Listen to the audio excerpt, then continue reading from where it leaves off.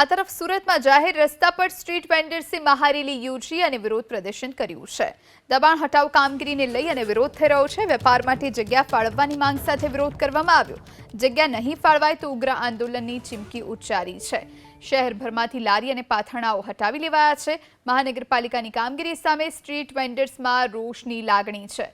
વેપાર ધંધો નહીં હોવાથી રોડ પર આવી અને વિરોધ નોંધાવ્યો છે। વેપાર કરવા માટે પાલિકા અલગથી જગ્યા આપે તેવી તેમની માંગ છે। આગામી સમયમાં પાલિકા જગ્યા નહીં ફાળવે તો આંદોલનને ઉગ્ર બનાવવાની ચીમકી પણ ઉચ્ચારવામાં આવી છે।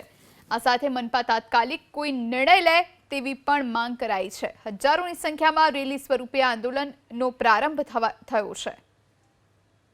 અમારે 1 મહિના અને 10 દિવસથી લારી ગલ્લા જે બંધ થઈ ગયા છે એમાં અમને વૈકલ્પિક જગ્યા આપવામાં આવે, જે વોકિંગ ઝોન બનાવીને બધી લેડીઝો ભાઈ બહેનો જે બી છે એમને જગ્યા આપે અને અમને આવી રીતે અચાનક અમારા ધંધા બંધ નહીં કરાવી દે, એના માટે અમે આજે જઈએ છીએ। અમારો 1 મહિનો ને 10 દિવસ થઈ ગયા અને બહેનોને કેવું છે, બધી બહેનોએ 10,000 20,000ની લોનો લીધી છે, આવાસોમાં ઘર લીધા છે। આજે 1 મહિનાથી હપ્તાની તકલીફ પડી રહી છે બધી બહેનોને કે ભરવા ક્યાંથી।